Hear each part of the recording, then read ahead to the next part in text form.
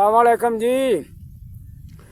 बजुर्ग ने जनाब, ये देसे पुराने लोग ने जनाब, ते इन्हां दी ना देसी कहानियां ते किस्से वडेरे बंदे पहला सुनाते होंदे हन जनाब। बाबे ना कोलों कहानी सुनो जनाब ते मजा लवो।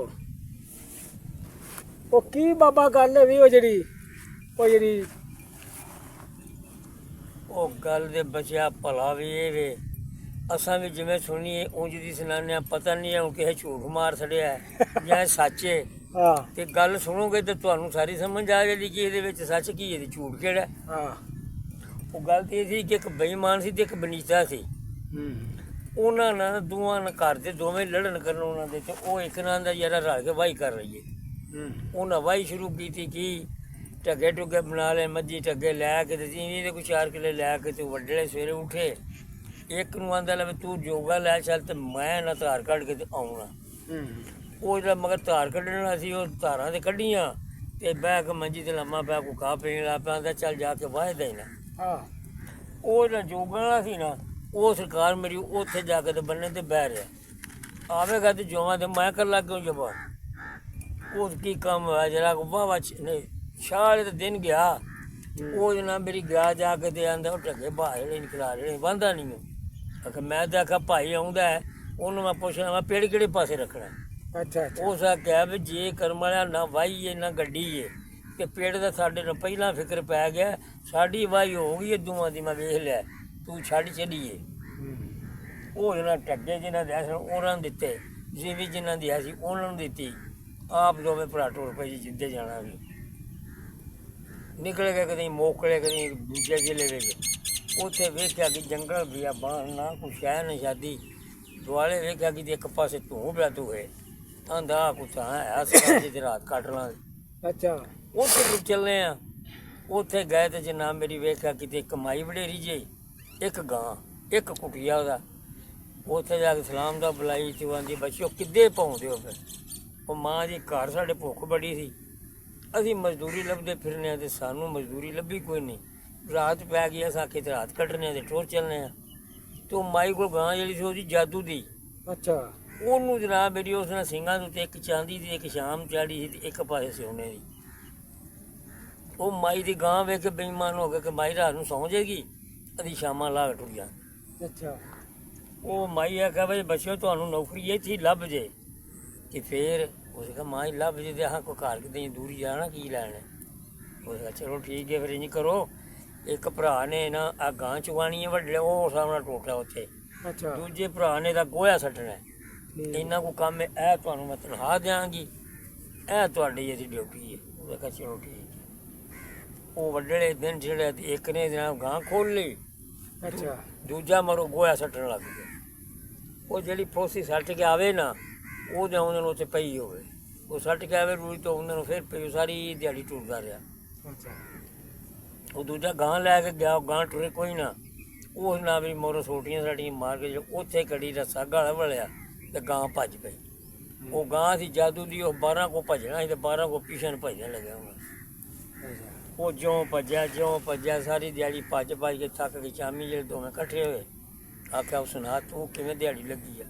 ਉਹ ਆਖਿਆ ਗਾਂ ਹੀ ਬੜੀ ਸਹੂ ਹੈ, ਉਹ ਟਰਾਲੀ ਵਾਲੇ ਟੋਟੇ ਜਾ ਕੇ ਛੱਡੀ ਹੈ, ਇਹ ਉੱਥੋਂ ਹੱਲੀ ਹੀ ਨਹੀਂ, ਸਾਰੀ ਦਿਹਾੜੀ ਚੁਗਦੀ ਰਹੀ ਹੈ। ਮੈਂ ਪਰ ਇੱਕ ਕੰਮ ਖਰਾਬ ਕੀਤਾ, ਮੰਜੀ ਨਹੀਂ ਗੜੀ, ਉਹਦੇ ਭੋਏ 'ਤੇ ਲੰਮਾ ਪੈਂਦਾ ਤੇ ਕੀੜੀਆਂ ਬੜੀਆਂ ਲੱਗਦੀਆਂ।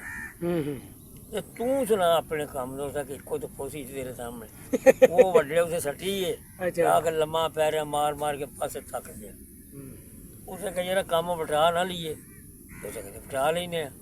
ਪਰ ਇੱਕ ਗੱਲ ਹੈ ਤੂੰ ਪੀਣਾ ਔਖਾ ਤੇ ਔਖਾ ਵੀ ਆਪਣਾ ਨਾਲ ਲੈ ਲਈ ਤੇ ਮੰਜੀ ਵੀ ਲੈ ਲਈ। ਗਾਂ ਉੱਥੇ ਜਾ ਕੇ ਛਾਵੇਂ ਢਾਈ ਮੰਜੀ ਤੇ ਚੁੱਕ ਕੇ ਲੰਮਾ ਪੈ ਰਿਹਾ। ਉਸੇ ਕਹੇ ਚਲੋ ਠੀਕ। ਉਹ ਗਾਂ ਖੋਲ ਲਈਏ, ਉਹ ਕਈ ਫੜ ਕੇ ਲਾ ਪਿਆ ਫੋਸੀਆਂ ਸੱਟਣ। ਉਹ ਗੋਇਆ ਗਿਆ। अच्छा ਉਹ ਸੱਟ ਕੇ ਹੁੰਦਾ ਗੋਇਆ ਉੱਥੇ ਪਿੰਦਾ, ਸੱਟ ਕੇ ਹੁੰਦਾ ਤਾਂ ਉੱਥੇ ਪਿੰਦਾ। ਉਹ ਗਾਂ ਟੁੱਟਦੀ ਕੋਈ ਨਹੀਂ। ਉਹ ਸੱਕ ਕੇ ਕੀ ਕੰਮ ਕੀਤਾ, ਰਸਾ ਜਾ ਵਲਿਆ ਮੰਜੀ ਸਿਰ ਤੇ ਧਰ ਲਈ, ਉਹ ਕਾਠ 'ਚ ਪਾ ਲਿਆ, ਗਾਂ ਭੱਜ ਵੜੀ। अच्छा ਉਹ 12 ਕੋ ਗਾਂ ਭੱਜਦੀ ਗਈ, ਉਹ ਨਾ ਔਕਾ ਸੱਟਣ ਜੋਗਾ ਨਾ ਮੰਜੀ ਤੱਕ ਜੋਗਾ। ਸ਼ਾਮੀ ਜਿਹੜੇ ਉਹਦੇ ਕੋਲ ਆਇਆ ਕਹਿੰਦਾ ਸੁਣਾ ਆਂਦਾ ਲਵੇ मैं भेदा बाबा तू सुनाई जा मैं मोड़ आऊं। ਅੱਛਾ ਉਹ ਨਾ ਆਂਦਾ ਚੰਗਾ ਯਾਰ ਤੂੰ ਮੈਨੂੰ ਦਾ ਲਾਇਆ ਹੈ, ਪਰ ਤੂੰ ਮੈਨੂੰ ਇਹ ਨਹੀਂ ਦੱਸਿਆ ਕਿ ਗਾਂ ਭੱਜਦੀ ਆ। ਉਹ ਸਕਾ ਜੇ ਮੈਂ ਨਹੀਂ ਤੈਨੂੰ ਦੱਸਿਆ ਤੇ ਤੂੰ ਮੈਨੂੰ ਕਦੋਂ ਦੱਸਿਆ ਵੀ ਇਹ ਫੌਸੀ ਮੁੱਕਦੀ ਨਹੀਂ ਹੋ ਸਕਾ ਇੰਜ ਕਰਨੇ ਆ। ਅੱਜ ਰਾਤ ਸੌਂਦੇ ਆ ਇੱਥੇ ਹੀ, ਮਾਈ ਜਾਣਾ ਸੌਂ ਤੇ ਉਹ ਰਾਤ ਨੂੰ ਮਾਈ ਸੁੱਤੀ ਹੋਵੇ ਅਸੀਂ ਜਨਾਬ ਮੇਰੀ ਆਪਣਾ ਕੀ ਕੰਮ ਕਰਾਂ ਦੇ ਕੇ ਸ਼ਾਮ ਬਣਾ ਦੇ ਸੋਹਰਿਆਂ ਦੇ।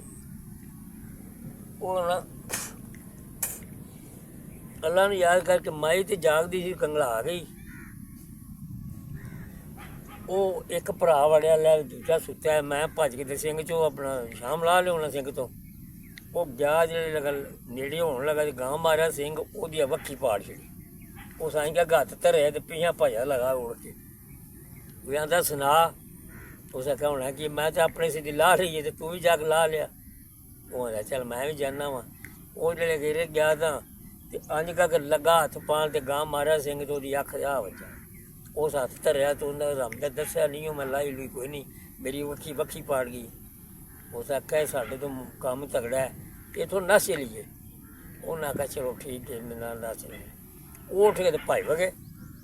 ਜਿਹੜੇ ਭੱਜੇ ਨੇ ਨਾ ਤੇ ਕੋਈ 4 5 10 20 ਕਿੱਲੇ ਟੁਰ ਗਏ ਜਾਂ 2 ਕੋ ਪਿੰਡਾ ਤੇ ਉਹ ਮਾਈ ਨੂੰ ਜਾਗ ਆਈ। ਉਸ ਆਖਿਆ ਉਹ ਤੇ ਨੱਸ ਗਏ ਨੇ।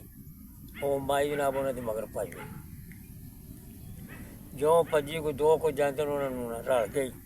ਅੱਗੇ ਸੀ ਟਾਹਲੀ, ਉਹਨਾਂ ਵੇਖਿਆ ਕਿ ਮਾਈ ਤਾਂ ਸਾਡੇ ਮਗਰ ਭੱਜੀ ਆਉਂਦੀ ਹੈ। ਉਹਨਾਂ ਦੇ ਨਾਲ ਕੀ ਕੰਮ ਕੀਤਾ, ਟਾਹਲੀ ਉੱਤੇ ਚੜ੍ਹ ਗਏ। ਉਹ ਬੜੇ ਸੋਹਣੇ ਕੱਪੜੇ ਪਾਏ, ਟੂੰਬਾ ਡਾਲਾ ਪਾ ਕੇ ਤੇ ਥੱਲੇ ਜਵਾਨ ਕੁੜੀ ਬਣ ਕੇ ਤੇ ਰੋਵੇ ਵੈਣ ਕਰਿਆ ਖਿਆਲ ਮੈਨੂੰ ਛੱਡ ਕੇ ਜਾਂਦੇ। ਉਧਰ ਇੱਕ ਬਾਦਸ਼ਾਹ ਦਾ ਵਜ਼ੀਰ ਆ ਜਾਂਦਾ। ਉਹ ਬਾਦਸ਼ਾਹ ਵਜ਼ੀਰ ਤੇ ਉਹਨਾਂ ਨੂੰ ਪੁੱਛਦੇ ਨੇ, ਹਾਂ ਬਾਈ ਜਣਿਓ ਤੁਹਾਨੂੰ ਕੀ ਆ ਮਾਈਏ ਬੀਬੀ ਭਰਾ ਵੀ ਤੂੰ ਕਿਉਂ ਰੋਣੀ ਹੈ? ਆਖੇ ਜੀ ਉਹ ਤੇ ਮੇਰੇ ਵੇਖੋ ਨਾ ਬੰਦਾ ਇੱਕ ਤੇ ਦਿਓਰ ਹੈ, ਇਹਨਾਂ ਨੇ ਮੈਨੂੰ ਹੁਣ ਛੱਡ ਕੇ ਨੱਸਦੇ, ਮੈਂ ਇਹਨਾਂ ਦੇ ਮਗਰ ਆਈ ਹਾਂ, ਮੈਨੂੰ ਇਹ ਖੜਦੇ ਵੀ ਨਹੀਂ ਨਾਲ।